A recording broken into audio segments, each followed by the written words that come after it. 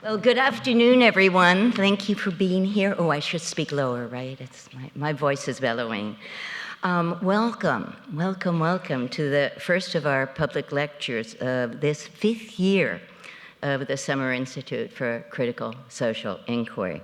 I'm Ann Stoller. Those of you who don't know me, I'm ICSI's founding director.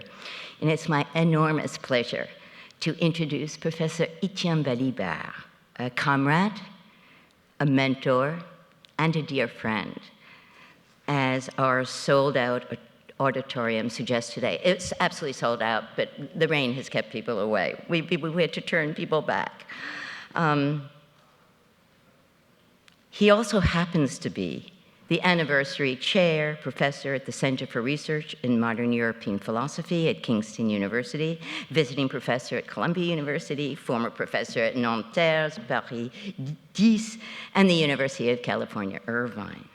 These are not merely, as they would be for many people, institutional affiliations. Étienne Balibar is one of those rare beings who immerses himself wherever he goes. He seems indefatigable, though those of us who know him well know that he's often tired but doesn't admit it.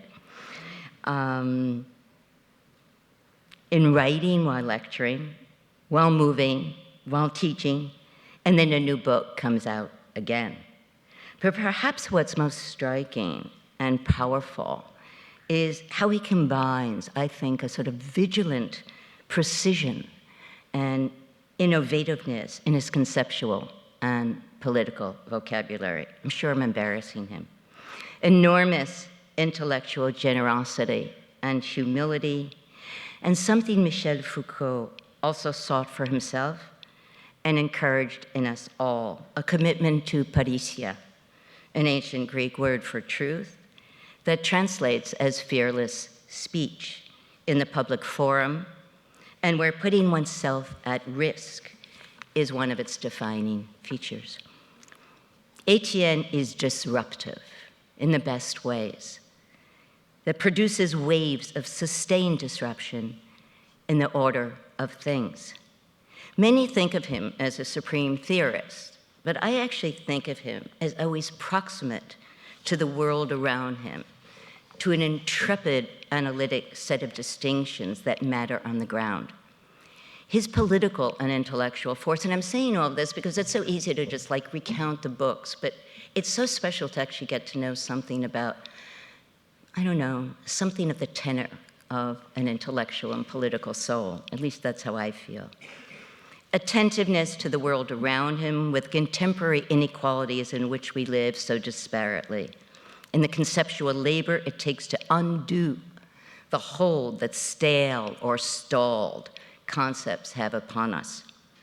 There is no one I know who animates such a contagious and insatiable passion for thinking and then rethinking what we once confidently thought we knew.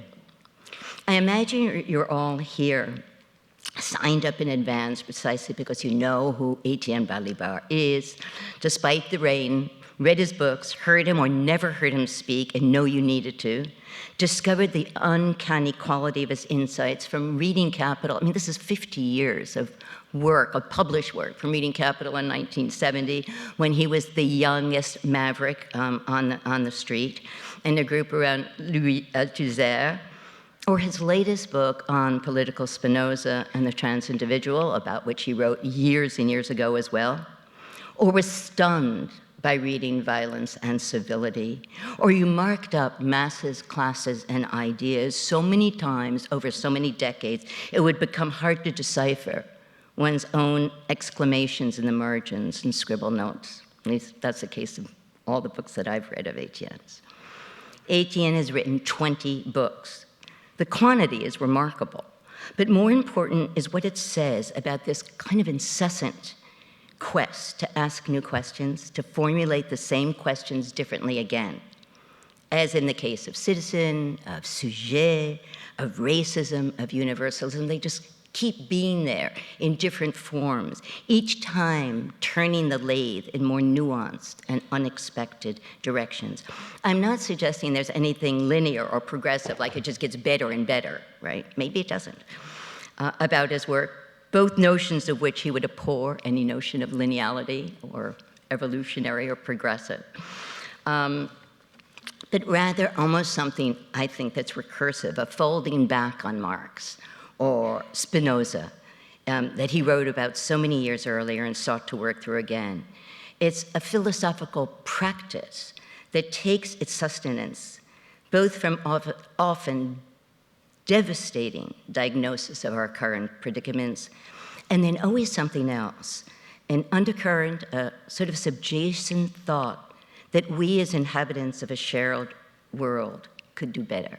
So there's always that something that is possible, a potentiality. From whichever place you were graced to enter, the thinking space of Étienne Balibar, one is rewarded never with easy entry, but with an intensity of conceptual care, with rough passage, with questions about what constitutes the political, posed differently than how you might have thought to address the question before. And he never really ceases to ask what one often parses as a Kantian question: what is our present and what is it now, right? Where are we and what is this now? And what are the conditions of possibility that have made this contemporary condition inflect so unequally, so bereft of justice, so intrusively exclusionary for many more than the visibly poor? He writes, "What interests me ultimately is the intrinsic pluralism of the notion of civility as such. Once one sets out to think it as politics at the heart of politics itself. And whether it is Étienne Balibar thinking Equaliberty or the commons, the subject of his intensive seminar this week, or interior frontiers, these are concepts that have force and fragility, that spill outside their definitional edges, and may serve us, if we let them, to open potentials and possibilities for a more just world." So please join me in welcoming Étienne to speak on socialism before the catastrophe, the new dilemma.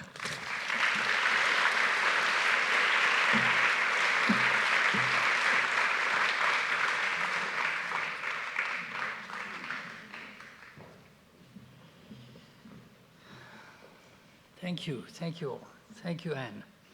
Just a second, I'm adjusting my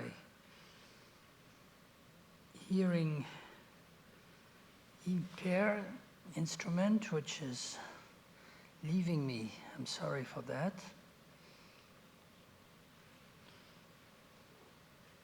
I'm sorry. I'm just trying to use these things and oh. Okay. Yes. Okay. Sorry. This is just age at its worst. Thank you, Anne, for such a generous and wonderfully nice and friendly introduction. I will find, yes, here it is. Okay. It's a pleasure, it's an honor to be here tonight with you all in this very impressive venue. And I will try and do something of the subject which has been announced. I'm trying to speak of a subject, about a subject of general, almost, in fact, universal interest, and therefore inevitably in a universalist modality. But I remember the great examples of Hegel on one side and Foucault on the other side, discussing the articulation or the correlation between universality and singularity. So I must speak, in fact, in the first person, although I'm doing my best to include in my propositions and my vision of the problem many elements which come from outside, and I'm sure that the discussion after tonight's lecture, and especially after the 3 lectures that we will have at the end of the week, will force me or will bring me to different views. I'm trying to talk about where we are in the current moment of the history of the world, the only one we have, which tendencies we discern in a rapidly changing situation, which décalage or disjointure I perceive between our language, our representations, and the emerging issues. The first thing I want to insist on is that in such a situation, it's very difficult to escape the feeling that we have entered an era of catastrophes. That's why I included this category in my title. You remember the formula that perhaps is apocryph, he didn't use it, but now is widely attributed to our friend and colleague Frederick Jameson. It's easier now to imagine the end of the world than the end of capitalism. However, the notion of catastrophe is an extremely ambiguous and, in fact, elusive one. I begin with suggesting 3 possible interpretations. The first is the catastrophe has already taken place as a mutation from one form of capitalism to another one. In a moment, I will suggest the name absolute capitalism. There are other possibilities, and some people even here have their own formula for this. In any case, what seems to be the case is that an old form, a traditional form of political movement, particularly class struggles, becomes increasingly unable to either regulate or transform this kind of capitalism. We may remember a famous definition of revolutionary circumstances proposed by Lenin in the eve of the Soviet Revolution in October of 1917, which has been repeated several times. A revolutionary situation is one in which the ruling class is no longer able to rule in the previous manner, and the subjected or exploited class is no longer willing to accept the old forms of ruling. However, this definition became transformed some years later in another also well-known formulation proposed by Gramsci in his Quaderni del Carcere, his prison notebooks, which resonates in a somewhat more pessimistic manner.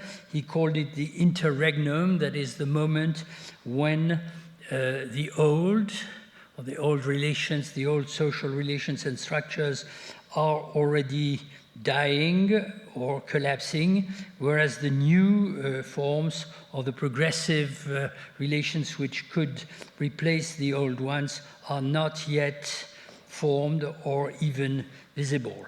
And from there we might even go, I insist on purpose on the very negative side of all that, towards a kind of Hobbesian pattern in which violence or conflict is everywhere, but politics extremely difficult to organize. The second interpretation, and here I slightly move away from the first, doesn't explain that the catastrophe has already taken place, or we live already in catastrophic times, end times, as Slavoj Žižek once wrote in the title of one of his books, but nevertheless it is approaching or it is coming. And this is an idea that is largely shared by a number of particularly radical Marxists in the current conjuncture, has to do with the fact that this very same capitalism I was talking about harbors some extremely self-destructive dimensions. And of course, when capitalism tends to destroy itself, it also destroys us, I mean, its own subjects with it. And in this particular case, we also realize that it is destroying the planet on which we live. Which takes me to the third possible interpretation. In a sense, it is reversing the order of things in the previous one. There is no question that capitalism as such, especially in its current ultra-financialized forms, which subordinate long-term investments to short-term profitability, I will return to that, combined with what such people as Tony Negri, Sandro Mezzadra, and others call extractive capitalism, is immensely destructive. But the ecological catastrophe, which includes the devastation of the terrestrial, the oceanic, and the atmospheric resources, and the mass extinction of species, therefore the tree of life, threatening the tree of life as such, is in fact of another magnitude. It is bound to generate by itself or trigger dramatic social, human, civilizational consequences, which will include mass migrations, forced migrations, of course, exterminations probably, endemic wars, terrorism and counterterrorism, generalized xenophobia and racism, ungovernable states or alliances, such as, for example, the European Union in this moment, which may have capitalist logics at their origin in the long-term history, but are neither to be fully explained nor, above all, addressed politically through the indictment of capitalism and its agents alone. There is something more concrete, if you like, and also more violent, which call for explanation, interpretation, and, if possible, action. They call for immediate ecological transformation, including the subjective transformation of all our ways of life, whether we are rich or poor, exploiters or exploited. Some of you will say, but this is not going to happen, if it shall happen, without curbing or even destroying capitalism as a system of production, consumption, and social power. I agree with that. I can agree with that. But a question of strategy remains, which includes choosing priorities and gathering forces made of human minds and bodies to impose transformations ranging from political regulations to revolutions that are or that will be technological, cultural, and in fact, I dare use that word, even as an old Marxist, spiritual revolutions. We shall retrieve the question of strategy in a moment. This is where I want to arrive in the end. For now, I leave it open, suspended as it were, between the various dimensions of catastrophe that call for different analyses, and I return to the question announced in my title, also included in my title, the question of socialism. Let me recall here the celebrated and, in fact, tragic motto, my pronunciation betrays me, socialism or barbarism. When Rosa Luxemburg, because of course you have recognized her phrase, wrote the pamphlet known as the Junius pamphlet in 1914, barbarism for her meant the war. In fact, the total war about to begin, of which she anticipated the exterminist character. She had no doubt that the war was a consequence of imperialism. Therefore, in the kind of deep social analysis, social and economic analysis that she shared with other socialists and communists at the time, particularly Lenin, capitalism was the root cause. And she had no doubt that the alternative, the catechotic, as some Schmittians, for example, Mario Tronti would say, or if you prefer, the last resort counteraction, should be called socialism, of which she had a remarkably democratic notion, as we know. Perhaps in the dawn of our own catastrophe, we should retain the same name or combine it with others. But what do we mean by that name? So I come to my next point, which of course would deserve longer considerations. I hope to be clear enough, which has to do with problematizing the question of socialism. We may safely assume that there will be socialist alternatives and projects and socialist policies in the 21st century, which, without a guarantee of success, will try and attempt at resolving the problems of mankind: social organization, labor and consumption, production and distribution, cultural and moral diversities, etc., in the shadow of the catastrophe, the impending catastrophe, under the assumption that if certain destructions are inevitable and probably irreversible, they are in fact irreversible, the consequences they have or they can have on social life and the way they are translated into political organizations remain open to many different possibilities of unequal value for the mass of the population and the future generations. And incidentally, of course, I'm aware of the fact that tonight, before you, I'm speaking in the very country in which, to the surprise of many in the world, something like renewed or revived socialist movement seems to be taking place, and I take this, of course, very seriously and with the greatest interest. Again, why call them, these policies, these projects, socialist, and what is their relationship to what has been named like that, such in the past? What are the elements of continuity and discontinuity? My first assumption is that socialism cannot not be reflexive. It has to reflect on its own history, its own achievements and defeats, or even gigantic failures, in order to rethink itself.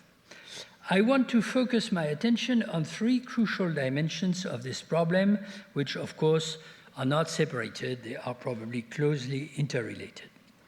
The first has to do with the intimate link of the idea of socialism with the concept of historical progress, which includes, philosophically speaking, a certain linearity of time or a certain teleology of the temporal dimension, however interrupted or diversified by phenomena of uneven development or even regressive moments and phenomena, and the intrinsic convergence of different dimensions of progress, technological and economic, social and moral, material and cultural, however conflictual, these different sides of the idea of progress, which the socialist tradition took for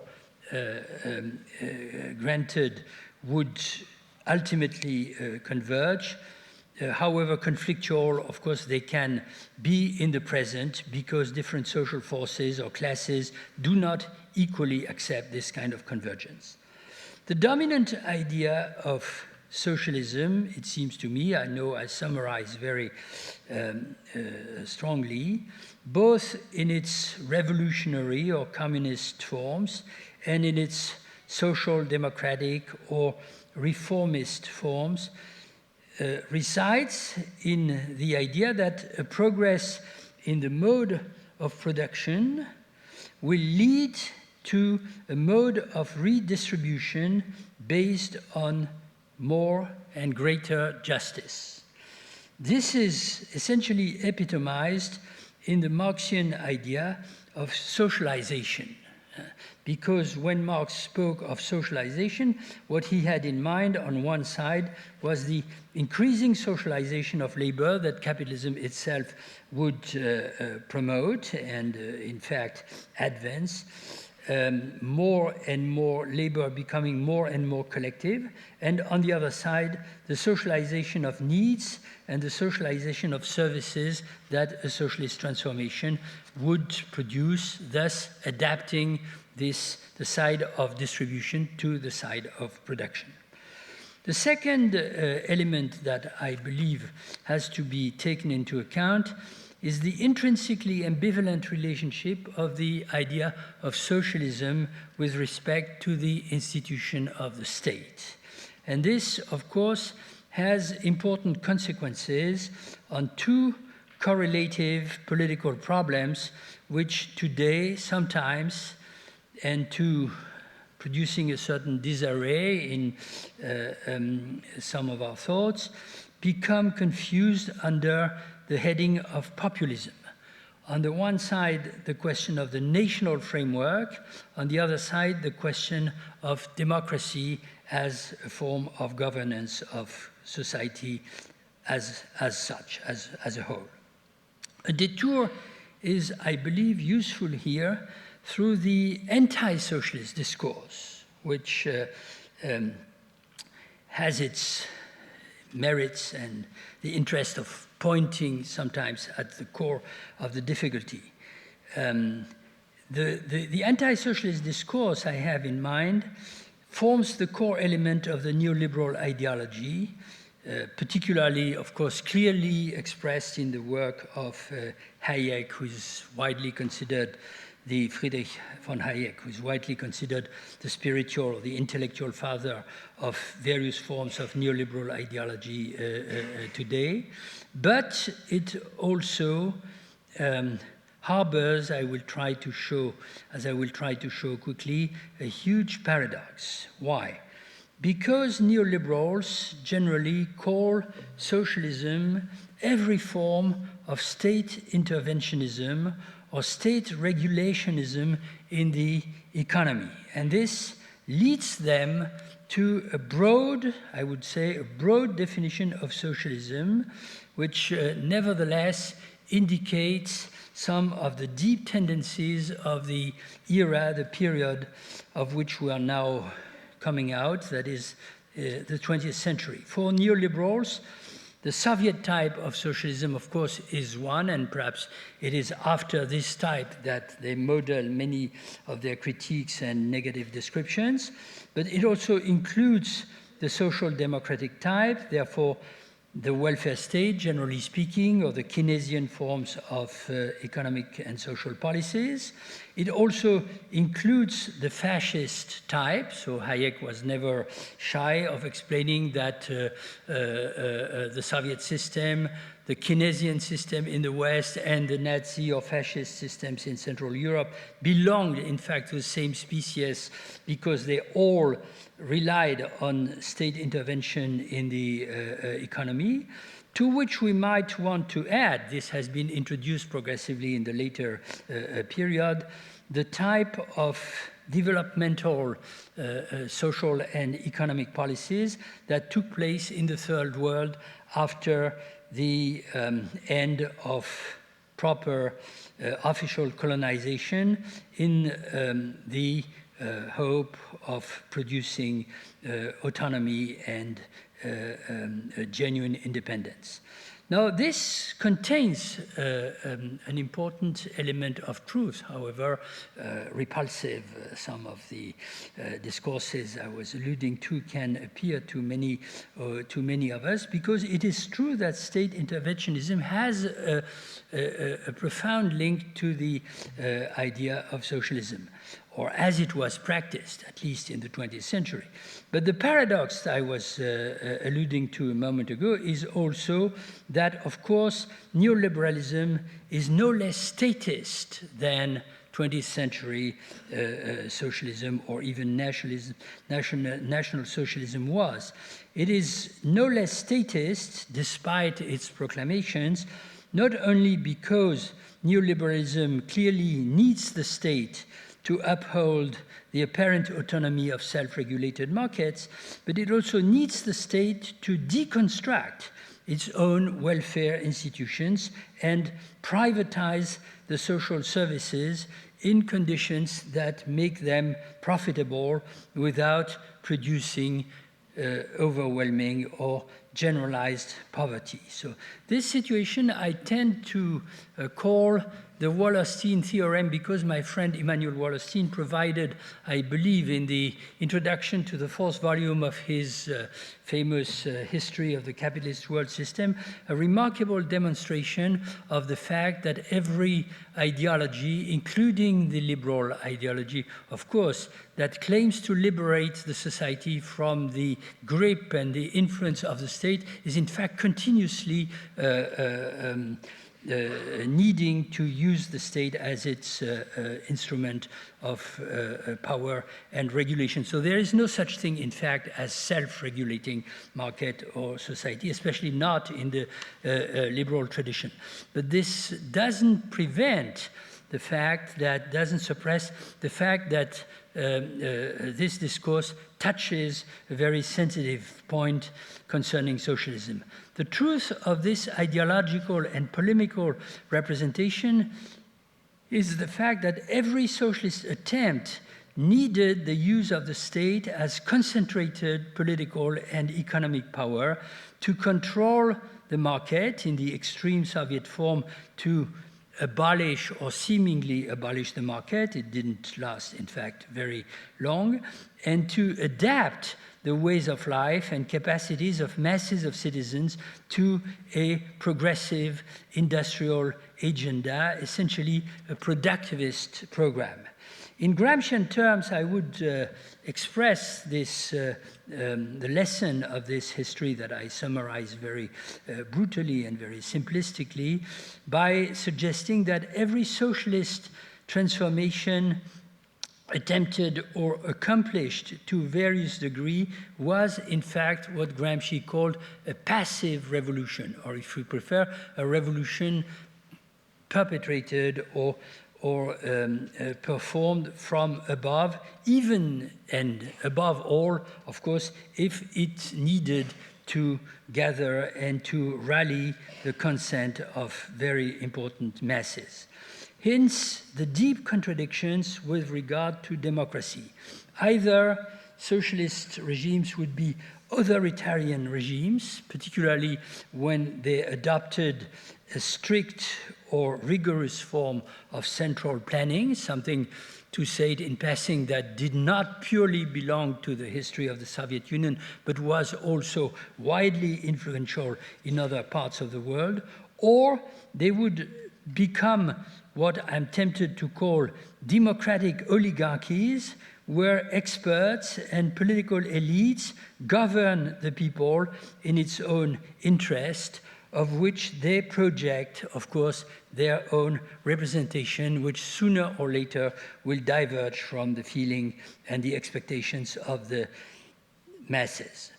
To which we should have, and I'm quicker on that, the question of the national framework, a consequence, or perhaps even a latent prerequisite of every socialist attempt of the kind I'm alluding to here in the past century, even, and I don't ignore that, when significant elements of internationalism or international solidarity did coexist with this national or nationalist perspective.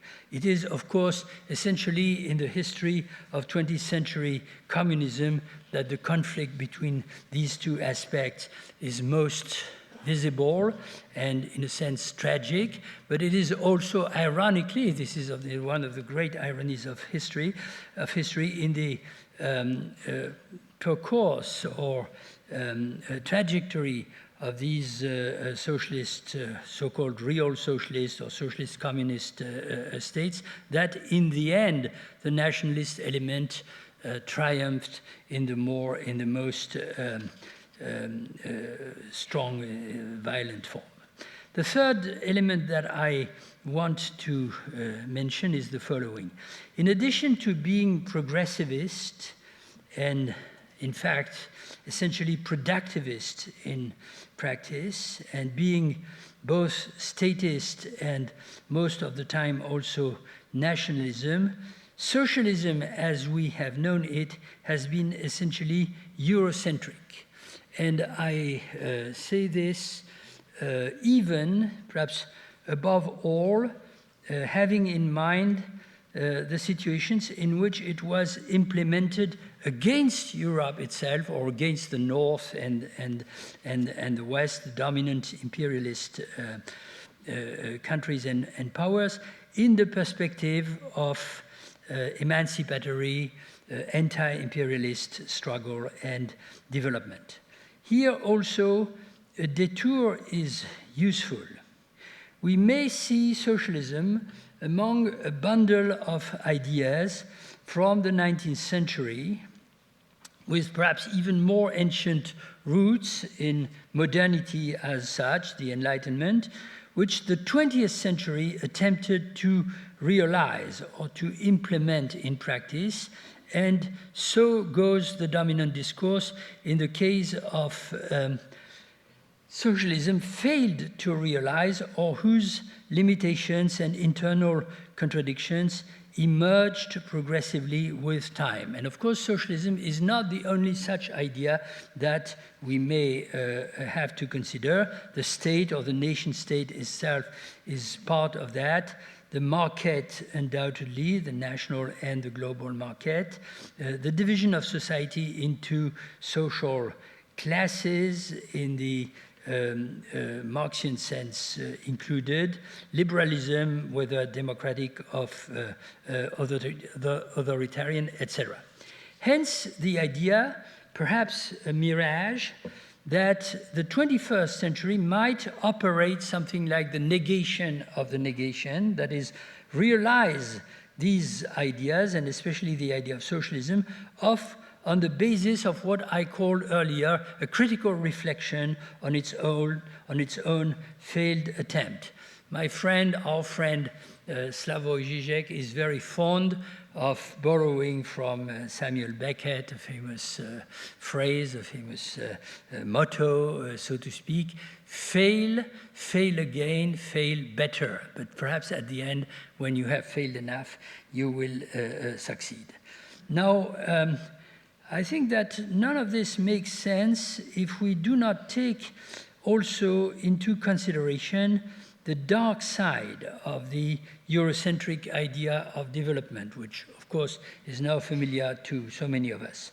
The conditions of possibility of the idea of resolving the social contradictions of capitalism, including deep inequalities and, in the end, radical exclusions of people, races, genders, other social groups from the core establishment of the society through an extrapolation of its own line of progress.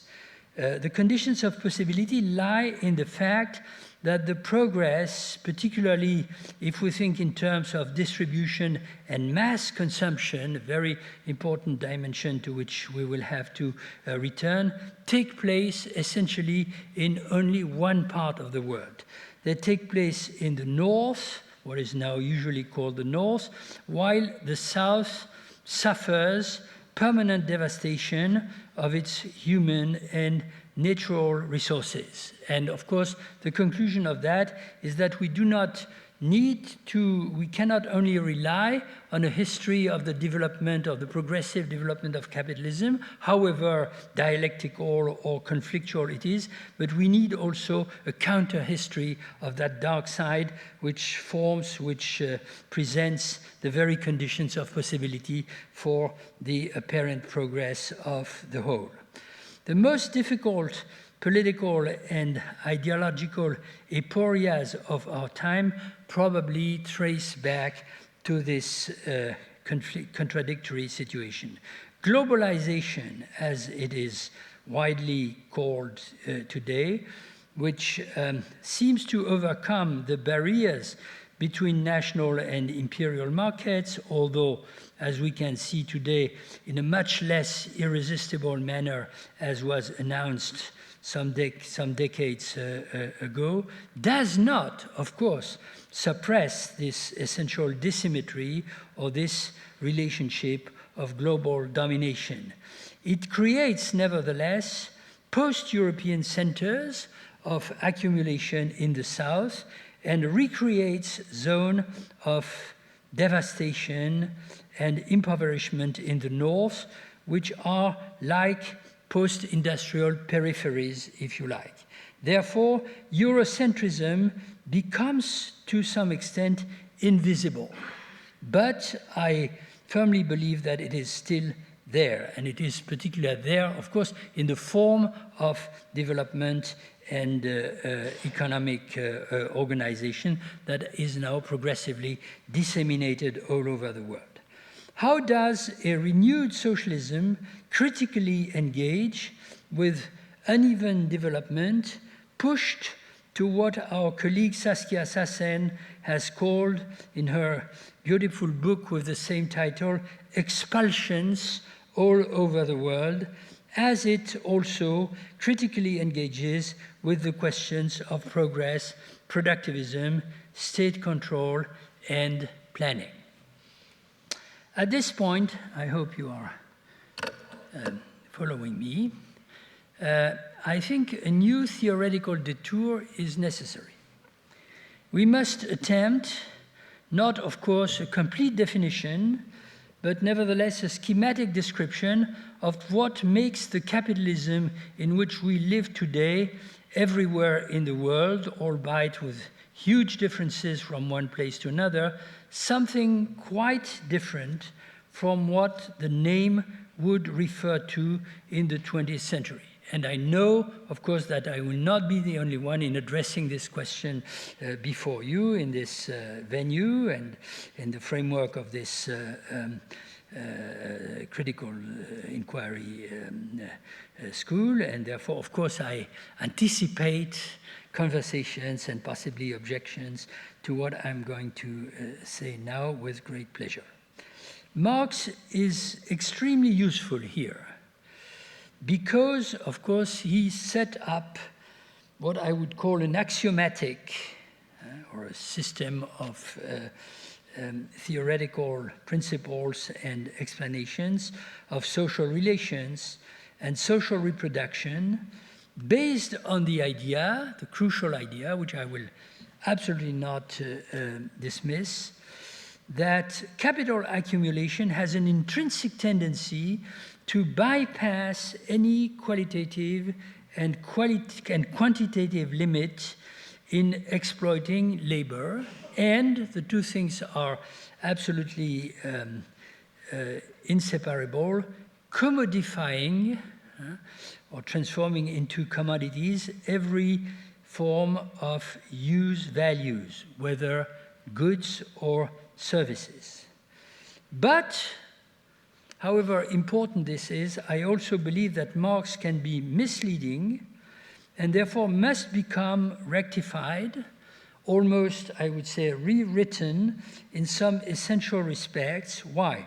Because he considerably underestimated, first, the capacity of capitalism to make its own contradictions a lever, a starting point for innovations.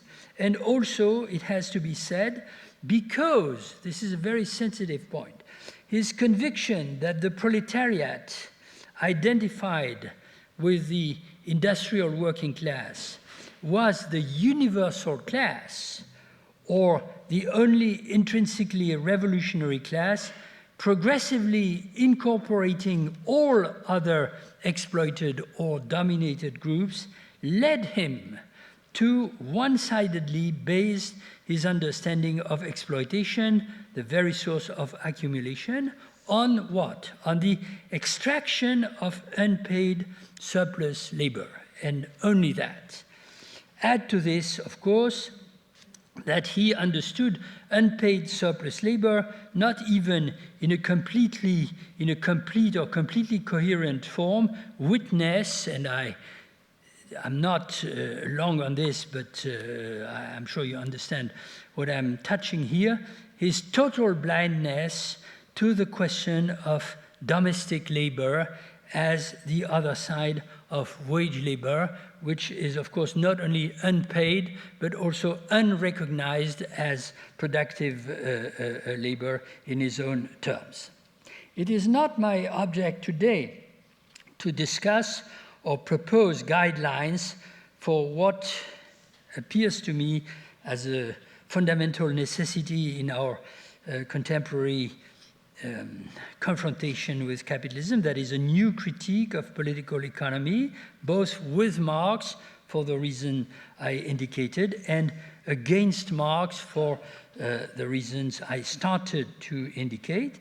But I want to evoke quickly 5 points which I think are strategic from a theoretical and a political point of view. These 5 points, I mentioned them, I list them in advance, are financialization, what I call total subsumption, deconstruction of the welfare state, new population law, and destabilization of the political through the reversal of conflict into violence. Just 1 or 2 quick words on each of them. Financialization. Globalization, of course, is essentially a result and an instrument of financialization. And financialization is a new kind of profit, or a new form of profit making and accumulation. Why? Because not only it includes the primacy of liquidity over every form of long-term investment, not only it includes the primacy of monopoly or monopolistic or concentrated forms of capitalist property over independent competitors, witness the communication monopolies, which today are possibly the most visible and the most dominating, but it also includes the penetration, I would say, of competition into monopolies themselves in the form of instantaneous or quasi-instantaneous switching of investments to the highest profitable ones, and above all, the law of maximizing shareholders' value rather than profitability itself, profitability of the industry, of course, or the commercial activities, which leads to, and if I had time, I would try and develop this more precisely, to something that is a kind of anti-planning. It's not just that this capitalism doesn't plan its activities, it's that it actively produced a form of counter or anti-planning of industrial activities. This, of course, is linked to the autonomization of financial markets with respect to purely commercial markets, and the autonomization of global financial operators whose names we now begin to know, not only banks, but shadow banking in the form of hedge funds and other types of financial operators. The subjection of the state and particularly the state budgets and public investment to this global financial market, particularly through the instrument of debt, must be considered, I'm convinced with many others, an intrinsic and core aspect of this new form of capitalism. The German sociologist and economist Wolfgang Streeck, with whom I have many very strong divergences, in particular on the question of the European unification or the post-national policies, has found a remarkably convincing and demonstrating way of presenting the situation by writing his book, which in German is called or subtitled Vom Steuerstaat zum Schuldenstaat, from the state that relies essentially on taxes to the state that is essentially dependent on global financial markets. Not only this does not lead, therefore, and that's where I wanted to arrive, to the elimination of nation states, contrary to the image of a world without borders that was widely disseminated after, I would say, the fall of the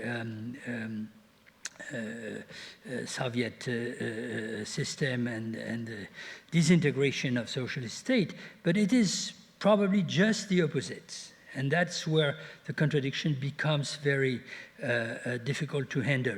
States and nations become the necessary instrument for the subjection of individuals to the global machine. However conflictual this is bound to be, because of course masses of people do believe that the nation state is their natural or quasi-natural shield or defensor against globalization. Second point, I'm trying to accelerate, total subsumption. Total subsumption is, I venture to propose a personal contribution that I try to make to the reformulation of the Marxian paradigm of exploitation that I was alluding to a moment ago. Marx discussed a transition from what he called formal subsumption of labor and labor forces under the logic of accumulation to what he called real subsumption.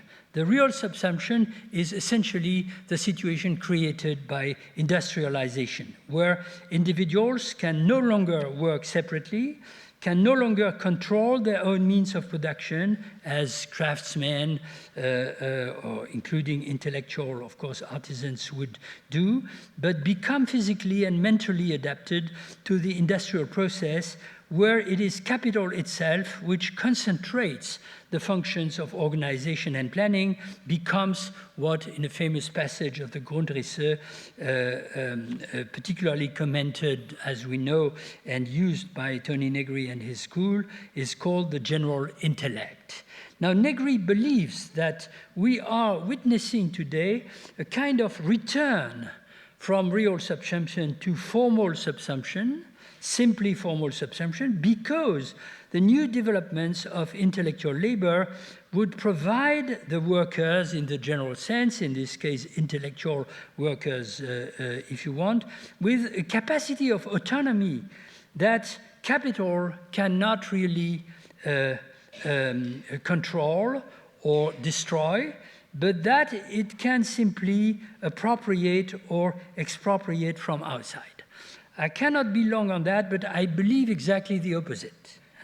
Not only does the new information technology, followed now by artificial intelligence, make it possible to expand the fragmentation of activities widely beyond manual labor into intellectual labor itself, but the new capitalism, which I propose with many others to call absolute capitalism, has now incorporated not only the sphere of labor or production proper, but the sphere of reproduction, the reproduction of life in general, into its mechanism of valorization, essentially, of course, through the development of biotechnologies and bioeconomies in capitalist form, which is precisely what I try to call total subsumption.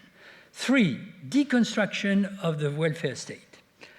Total subsumption was, in a sense, the dreadful horizon that Marx himself had anticipated, particularly in the unpublished chapter of Capital Volume 1, which he left aside in the end when publishing the volume for different reasons, but in particular because I believe he feared that such a perspective would undermine the very possibility of revolutionary class struggle. If the class is caught, I would say, between the real subsumption in the production process and the subsumption of the reproduction process itself on the other side, catching the family and the health and education services, then, of course, its possibilities of autonomy are severely limited.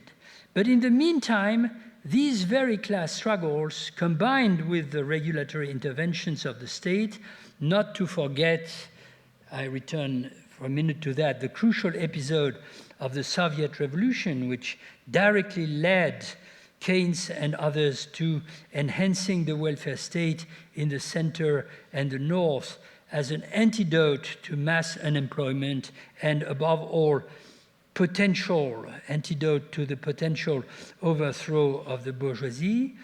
These class struggles had created something which Marx did not really imagine: a regulated or limited form of exploitation within national boundaries, reason why I personally tend to call the welfare state a national social state, however dissonant this might appear, where direct wages are collectively negotiated and, above all, supplemented with indirect wages, social rights, social services, ranging from education to housing and health, of course, at a very uneven level, depending on countries. And in this respect, of course, the important and decisive thing to discuss is the fact that the United States of America, which certainly in the 20th century is the most advanced and most productive capitalist country, is not the most advanced in the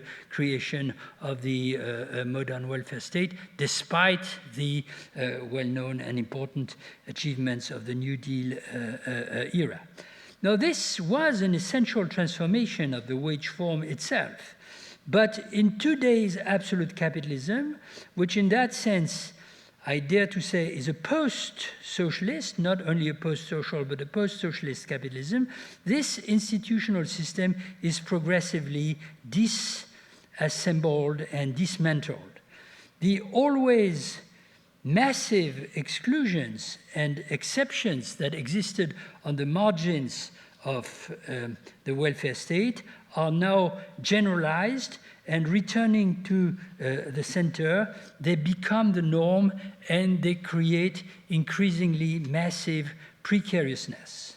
Hence, the next aspect on which I want to draw your attention, which I call the new population law. The classical population law of capitalism, as described by Marx as reverse side of the general accumulation of law of capitalism, has its intrinsic difficulties, in particular linked to the Eurocentrism, which makes every form of creation of a relative surplus population in the world a functional aspect of the reproduction of the industrial reserve army for Marx, or the oscillation between, if you like, exploitation and unemployment. Why that? Because Marx wants to identify three categories with which he tries to describe what he calls a class or an exploited class: productive workers, wage laborers, proletarians. These are, of course, very different analytic categories, but that he tends to merge within a single one through his description of the population law. Now, this nevertheless highlights a structure which had very strong degree of exactitude and application, and is now being clearly surpassed. Every form of capitalism has its population law historically defined. What I submit is that the population law of contemporary absolute capitalism is characterized by two contradictory aspects. One is the unification of the global space through financialization and delocalization. Capitals move to the south, while labor forces move to the north in excess, therefore under permanent forms of extreme violence, forced migrations, repression of the migrants and the refugees in sometimes quasi-genocidal forms. Second is the fact that the heterogeneity of the forms, the very forms of precariousness I was alluding to a moment ago, which potentially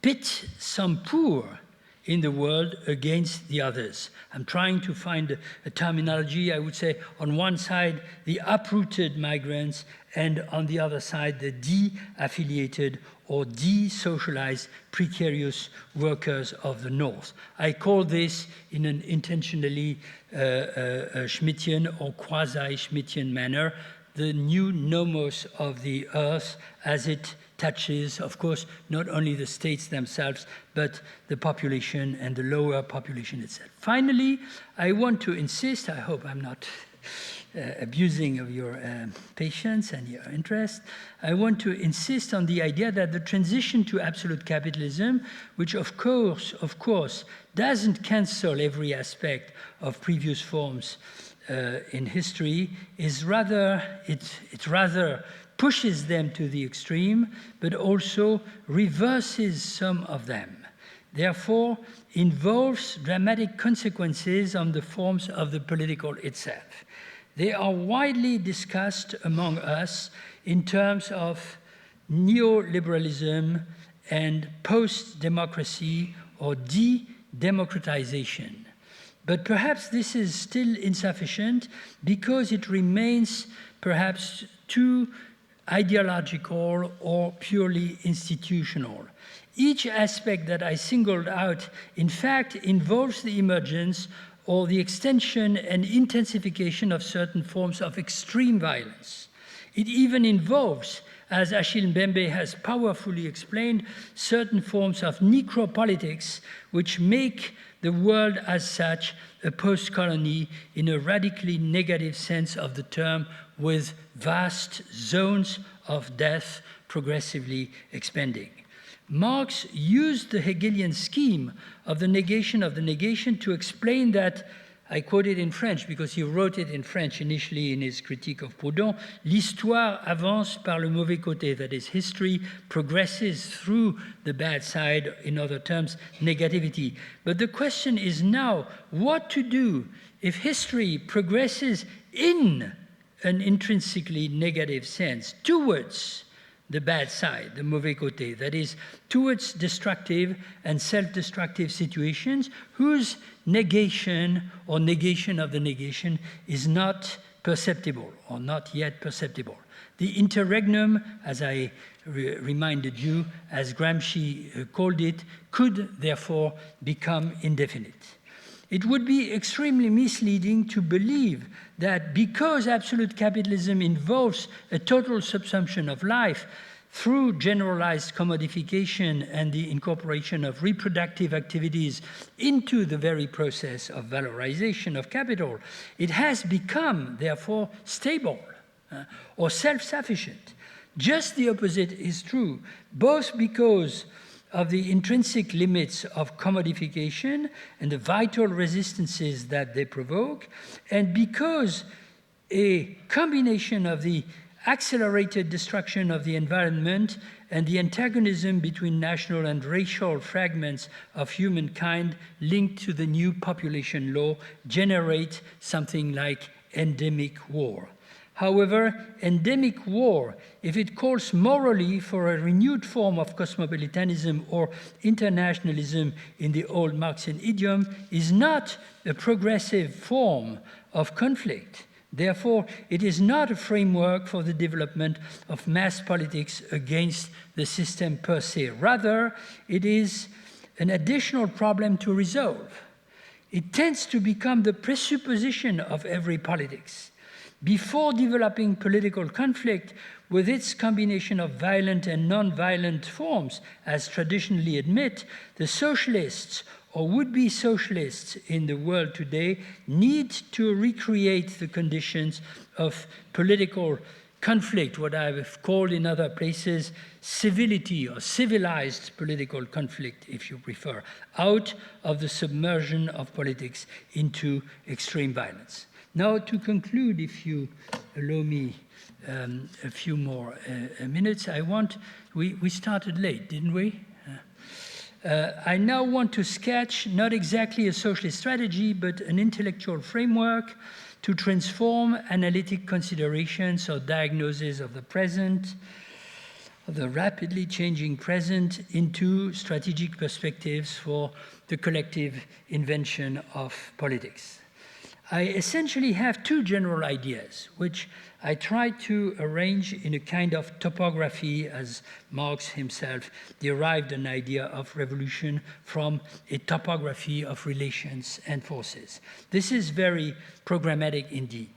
My first idea is a socialist strategy must combine global demands, beginning with regulation, which push capitalism, and especially financial capitalism, towards the very limits of its own acceptability, which are not known in advance. Therefore, reverse the post-socialist tendency that I tried to describe, and, on the other side, combine global demands, local insurrections of various types, illustrating various modes of radical democracy, which nevertheless tend to cross borders and especially tend to become transnational. This is my first hypothetic idea. My second idea is, while the combination of compulsory regulations and autonomous insurrections, not identical and perhaps not coming from the same forces, but complementing each other, keeps or resurrects something of the old idea of progress. I have no doubt that this is a progressive or progressivist combination. The whole idea of a socialist strategy must nevertheless become subjected to a different temporality, the temporality of what I called in the beginning catastrophe, that I evoked, linking it to the destruction of the environment and its potential, perhaps imminent effects of social violence. From this point of view, politics is not made simply of constructions and projects, it is made of resistances, in fact, vital resistances. How to articulate both aspects? I think that the catastrophic environmental imperative must be dominant in our perspective, because it is most urgent, because it is more susceptible to gather the majority of mankind under a single flag, let's call it like that, but also because it is the one that involves the most difficult cultural and subjective challenges. We will not resist the destruction of the planetary environment without changing our subjective and deepest inner understanding of what living in the world means. So, in a sense, in the now common idea of eco-socialism, advanced by Michael Levy, John Bellamy Foster, and others, socialism is a means for ecology. But this means is determinant.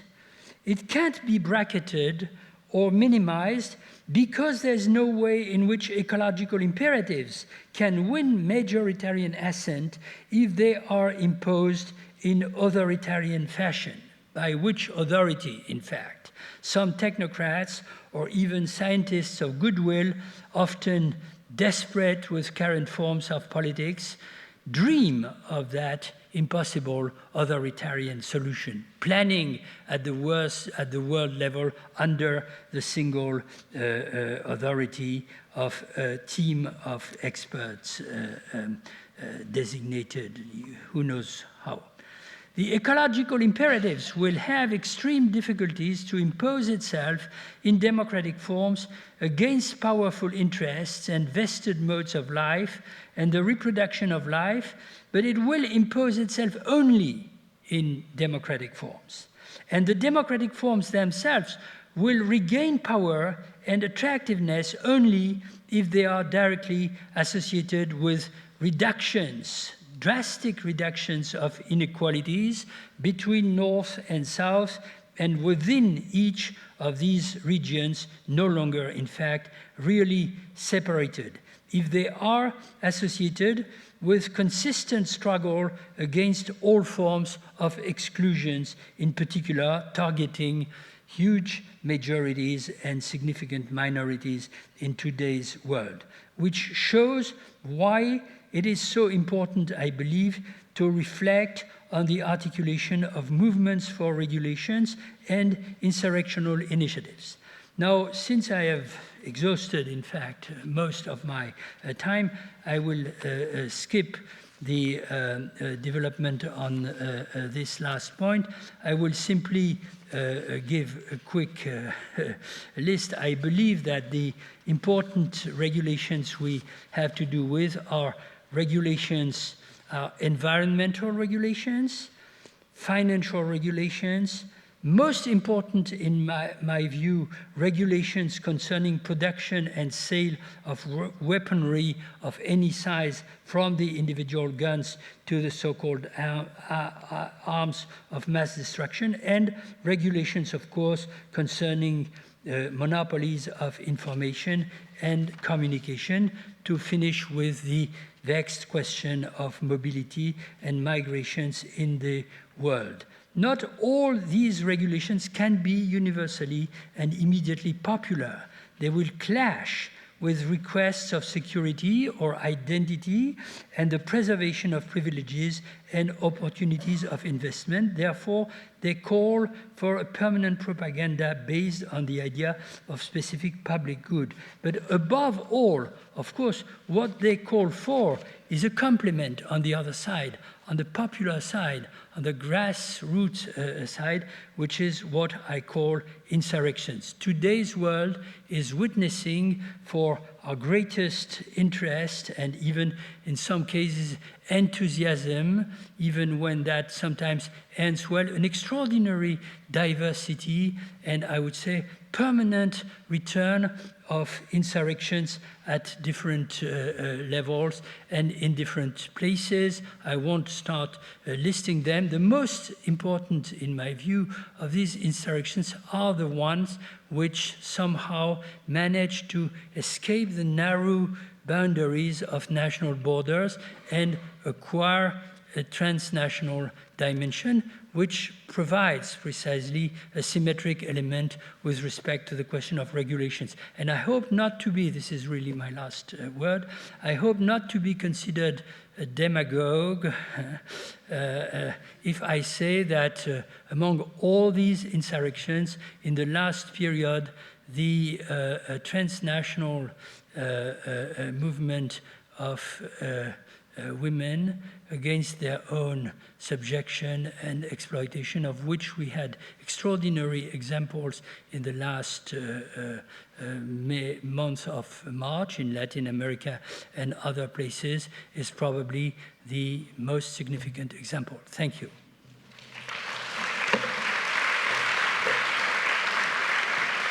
Sorry for that.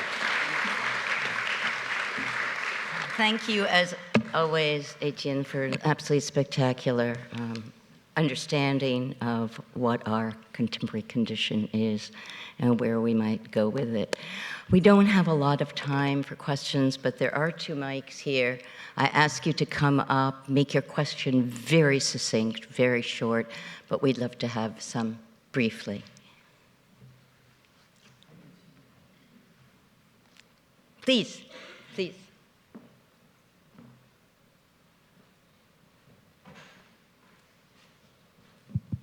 Thanks very much for your talk. That was great. I know we don't have much time. So you didn't mention the role of China in this configuration. I did not mention the role And of China is trying to put through an initiative which is not short-term, but extremely not short-term, yes. but extremely long-term in terms of its, the Xi's project of the New Silk Road and the Belt and Road Initiative and so on. So I'd just like you to speak to that and its relation to your sketch of the configuration.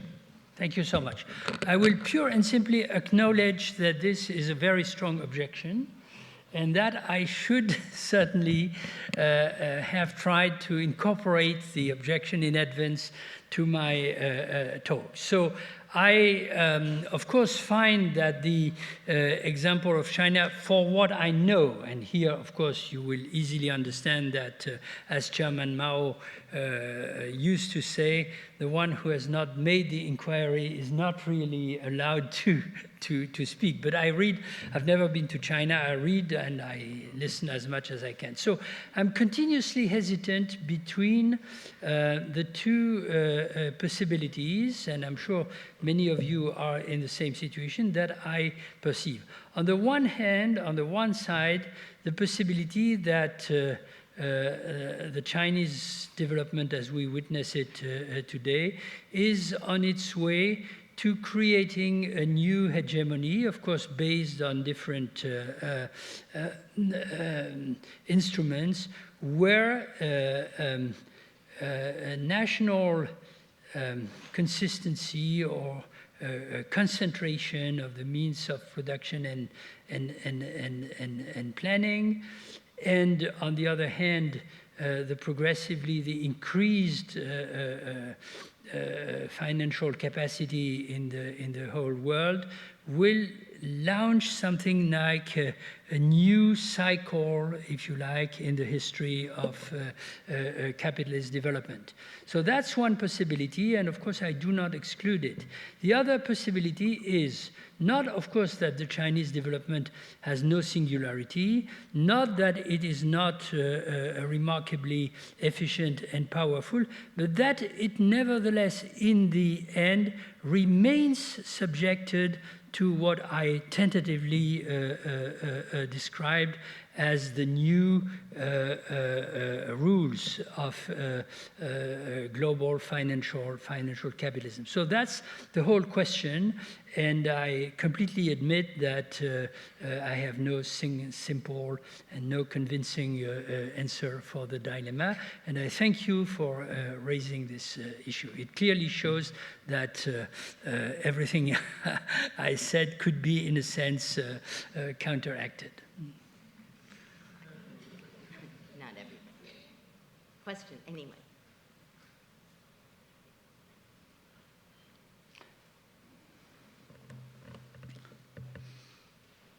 Hi, only because no one else was coming up, but I'm wondering if you've come across or are aware of Shoshana Zuboff's new book, The Age of Surveillance Capitalism, or she has a bunch of articles out about this, if you've heard of it or had any thoughts on it. I would have brought you my copy to have, but it's a big book. It's very heavy. It's on my reading agenda. Yeah, I'm glad. Okay. I'm satisfied. That's all I can say. That's all I needed.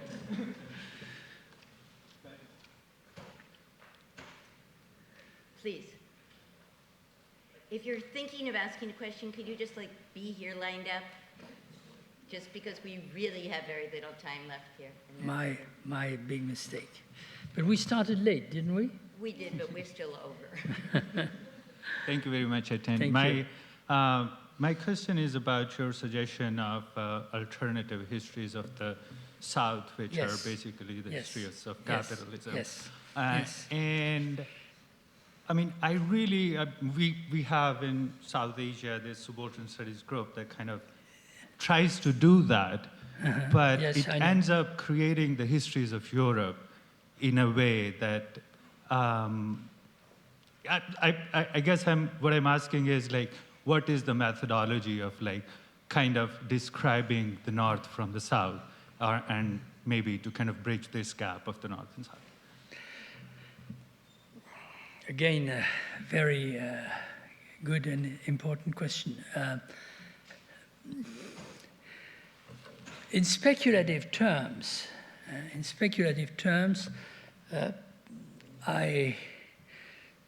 as you could see, there is a tendency in what I said to transform dialectics into tragedy, into permanent tragedy. That is to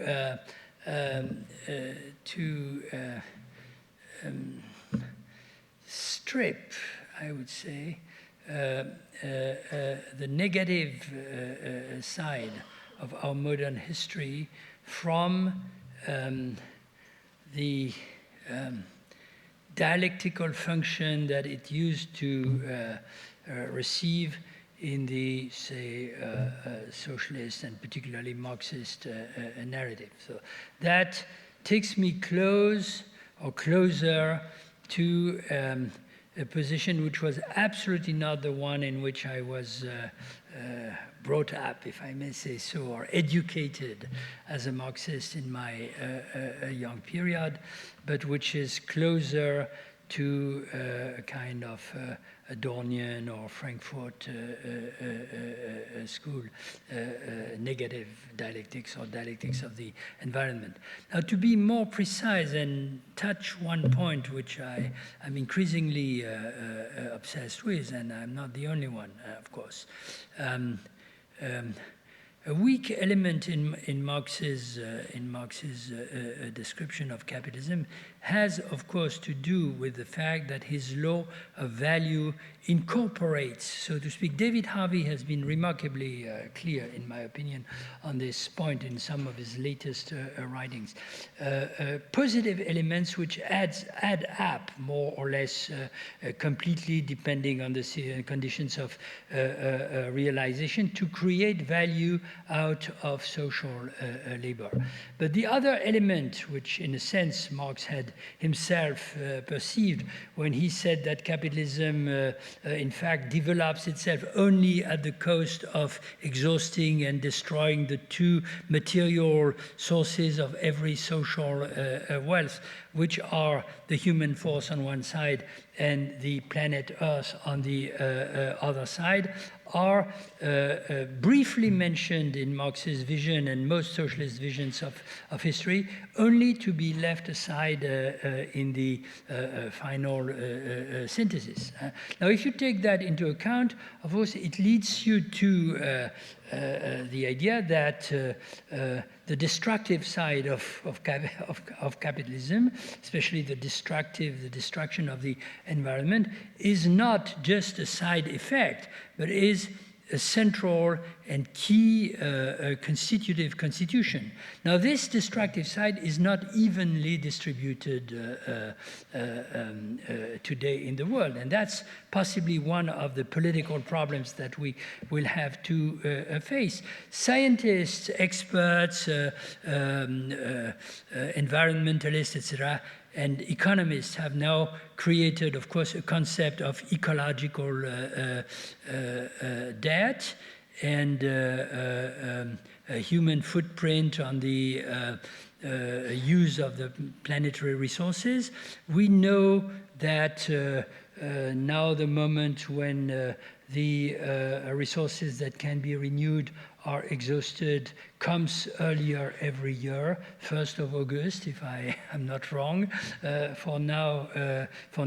But we do not take enough into account the fact that this is extremely unevenly distributed, and that, in fact, the whole history of capitalism was made possible not only through colonialism, but through the fact that the destruction had begun in the southern part of the earth much longer, and in fact since the very beginning. So what is becoming global now was already there, albeit largely invisible in a previous era. And this is a crucial element, I believe, of the combination of a history of capitalism as a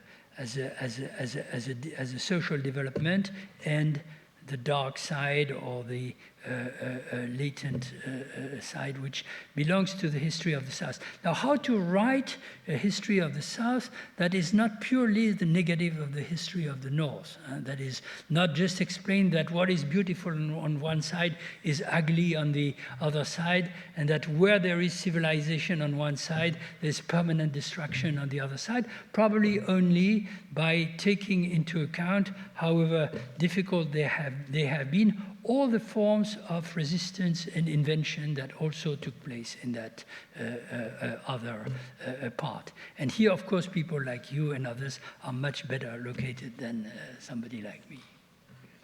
We have time, well, we don't really have time for anything, but we have time for 3 more questions. You, quickly? No, we need some gender equality. First of all, thank you for dedicating your last book to academics for peace in Turkey. On behalf of my comrades in peace, thanks a lot. I wish I could do much more than that. That was brilliant. Thank you very much. It really gave, it was a great support for us. Short. Brilliant analysis of capitalism, but somehow I still don't hear any analysis of mobilization. Because first we have those of us who don't lose anything but our chains, and then there was Leninism. But right now, we're left with, one more time, with an abstract notion of insurrection. Of insurrection. Interaction. Insurrection. Insurrection. Oh, because, insurrection. No, because you said reflective socialism, which is a brilliant idea again. But how about a theory of mobilization? Thank you. I'm not going to give you a receipt, and you're not expecting that. But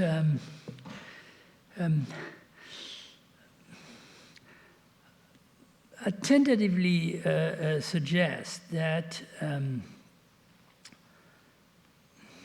the speculative strength and perhaps in the end the practical weakness of Marx's vision of class struggles was that he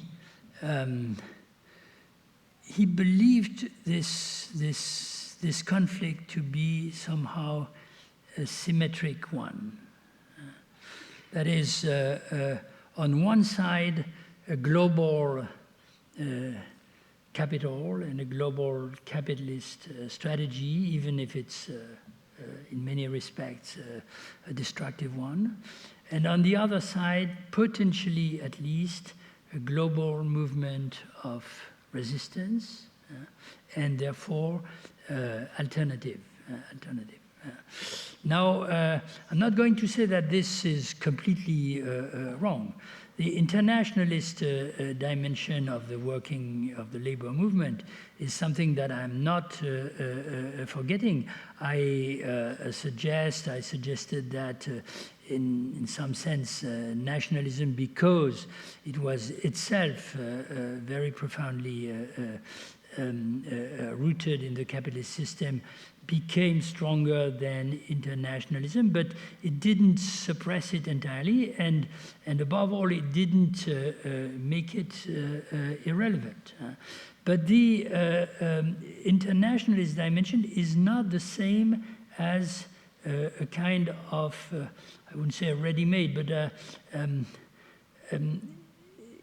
inevitably global movement of resistance.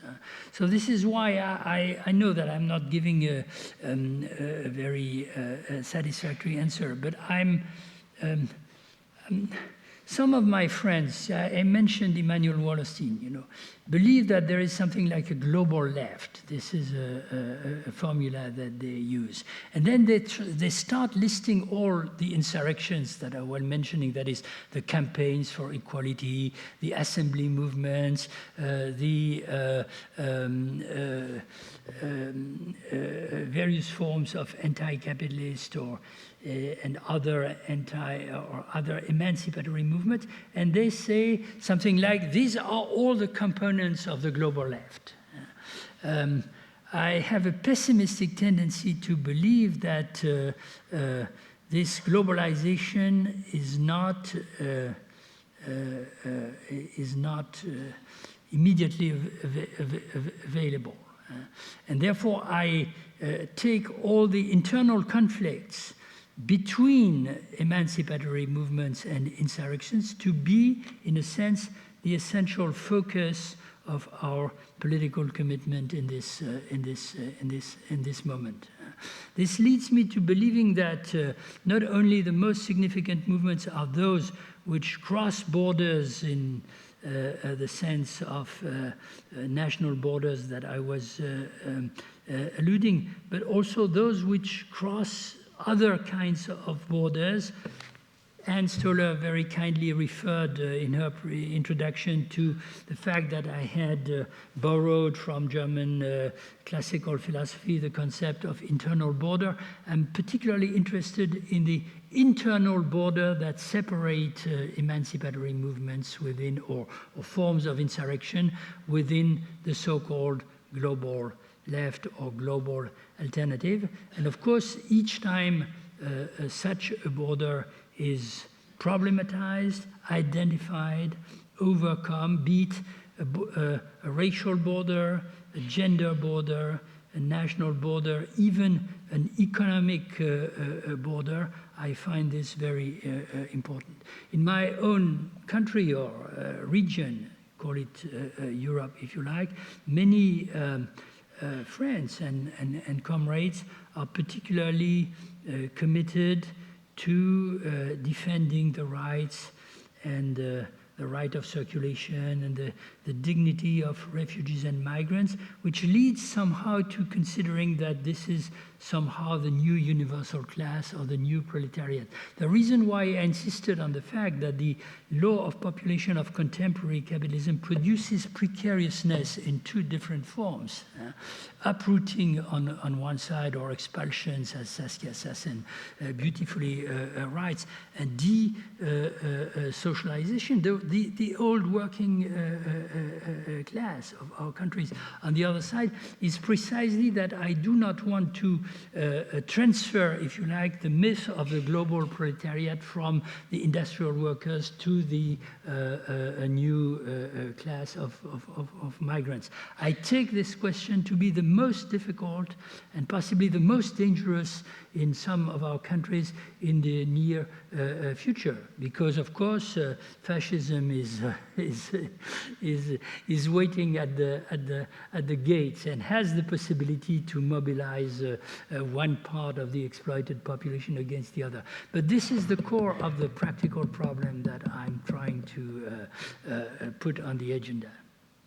I think, unfortunately, we have time just for one more.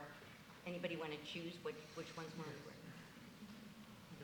Is that okay? Thank you. Thank you so much for your generosity. Thank you so much for your talk. I have a quick question. You mentioned the problems of I mentioned what? The problems of de-democratization. Oh, de-democratization. Reversion yes. to more extreme forms of violence and conflict. Yes. And the generalization of what used to be marginal. Yes. For example, in the welfare state deconstruction. And as these processes are happening, radicals find themselves increasingly rubbing shoulders with liberals. How do we engage with this problem of political mobilization as these processes become generalized? What used to be marginal becomes generalized, so that we find... I understand. Thanks. I understand.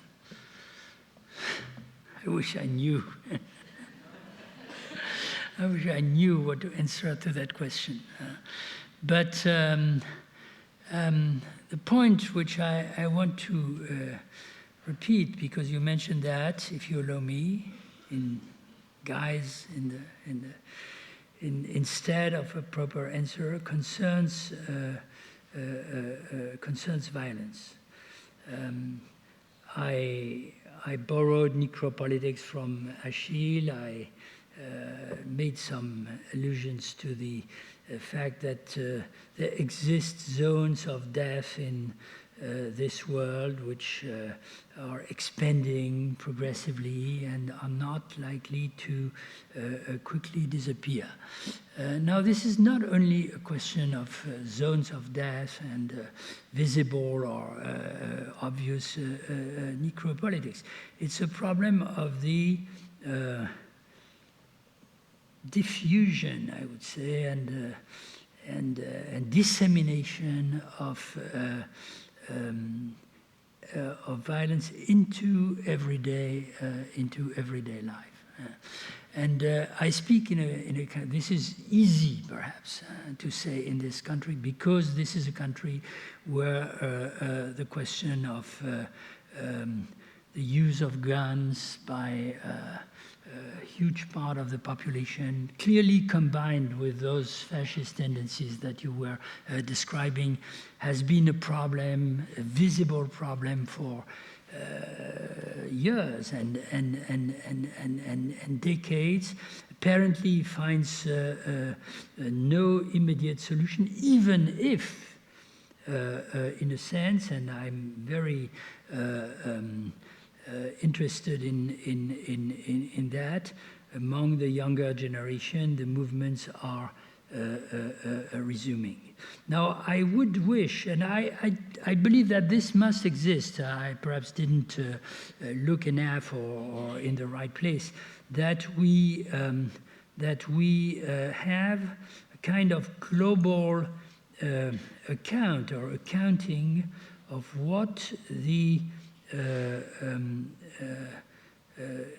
fabrication, the making and the selling of arms, including everything from the gun that in this country and others country an individual can carry in his pocket, until the so-called weapons of mass destruction, which are produced by powerful states and sold, in fact, everywhere in the world, how much that represents in the profits of contemporary capitalism. I'm almost sure that this is an extremely significant part, if not a dominant one.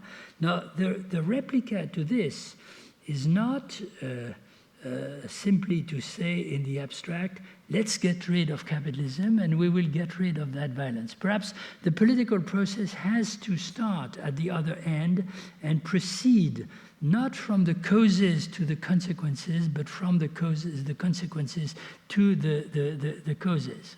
And this is why, and perhaps this can be generalized to other forms of what I call resistances, regulations, insurrections against the capitalists. If the consequences are not only visible, but progressively become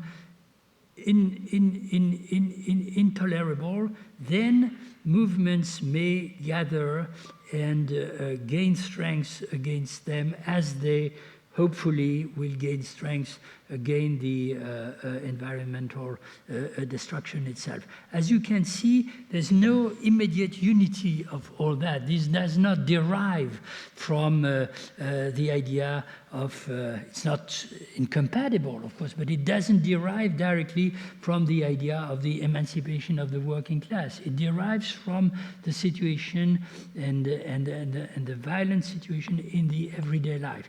Struggle against different forms of lethal violence have become a central issue in today's politics, I tend to believe. So thank you very much, Étienne. But before we all clap, I just want you to know this conversation is to be continued tomorrow evening with Nancy Fraser's talk, and Achille Membe on Wednesday. We'll be asking Nancy tomorrow? No. Achille tomorrow? Achille tomorrow and Nancy on Wednesday. So thank you all for being here, and thank you, Étienne. Thank you, my dear. That was amazing. That was really wonderful. Probably boring.